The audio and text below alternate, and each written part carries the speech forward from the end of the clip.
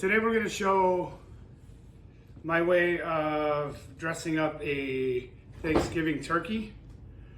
I have a nice roasting plaque, you can see. You can use these throwaway tin foil ones and even make them that are shaped for a turkey cook. Those are easy if you don't have a roasting plaque. But you're going to want something with the high sides. We'll say when you're cooking a turkey, you've got to do the baster. You've got to baste your turkey, right? And you have this funny looking thing here. You only use once a year, probably half of it's lost. So you don't know where it is and how to get that done. I'm going to show you how to do a turkey that is self-basting. You don't want to be opening the oven when you're cooking your turkey. You've got probably 10 other dishes going on Thanksgiving. So you want to dress your bird once and put it in the oven once and pull it out, and it can be done in self. First, this little guy right here, this temperature gauge, the red part's supposed to pop out when it's done.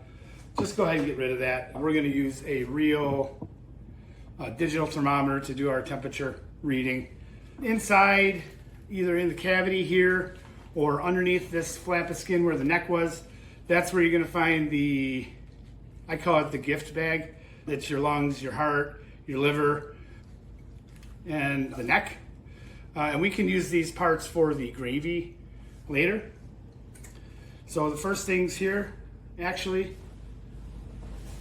I've got about 3 sticks of butter. We're going to melt that, and we can get on to seasoning our turkey here. So what I like to do, number one, salt and pepper right inside that cavity.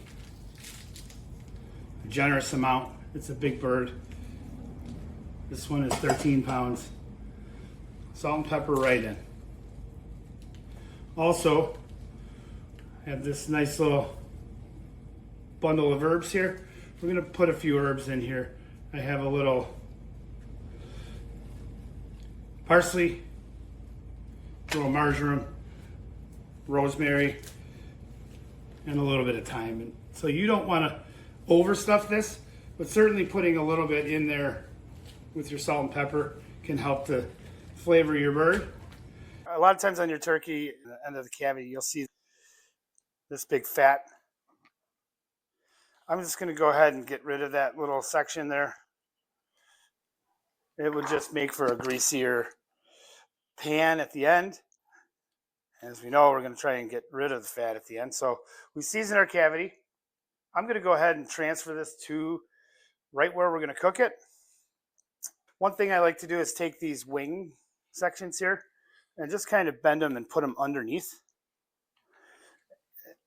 the back of the turkey. So it kind of lays flat there. It gives it a nicer presentation when you go ahead and put it on your platter. I just kind of find that it's when you have your cooked turkey, it gets a little fragile to try and move it. And to get it off of here is kind of a pain for me. So what I tend to do is use a couple pieces of tin foil that I've arranged into a little circle. And what this does, the French cooking term for this is a socle. And what it does is it raises what you're roasting up off the bottom of the pan, so it allows airflow to get underneath. So we're going to go ahead and move our turkey over to our roasting pan with this. You can see how nicely that turkey sits up in the pan. See that? Okay, so we have our butter melted. And what we're going to do first is brush our bird with the butter. And we're going to get it in every place we can. Another thought that I like to do is to sort of tie up the legs a little bit here, because when you cook, these can kind of move outwards. It's going to tie them up a little tighter so they sit there. It's all about the end presentation of your turkey. So if you can tie that up a little bit so they sit there nice and pretty, it's a good thing.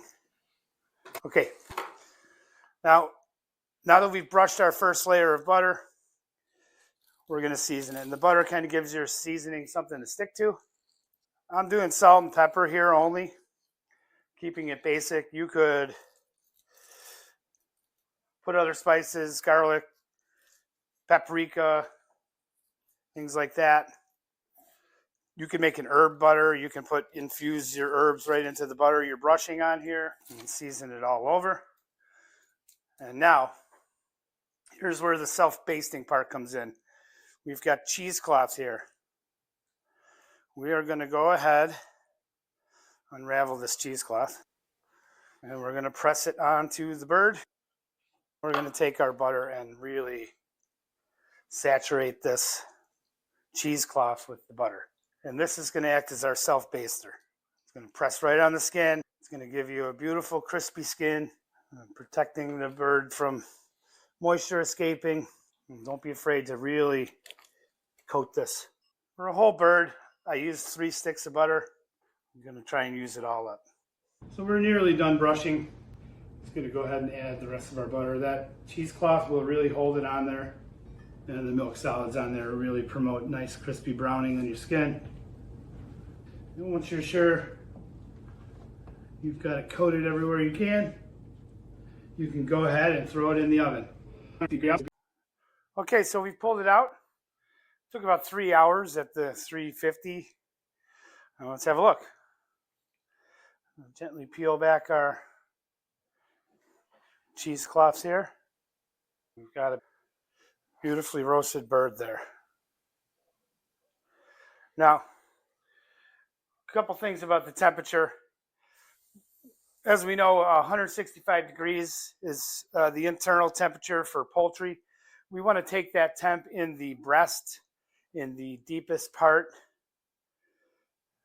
Okay, and we're reading at, I don't know if you can see it on the camera, we're reading at 173 there. I also like to take the temp in the dark meat, in the deepest part of the dark meat. That's going to be where the thigh ends and kind of meets the breast in the back. Keep in mind, we want to have our dark meat temperature be higher than 165. We want that temperature at about 190, 192, something like that. Dark meat is more tender when it's cooked up to a higher temperature. So right here, I'm reading at 191. And there you have it.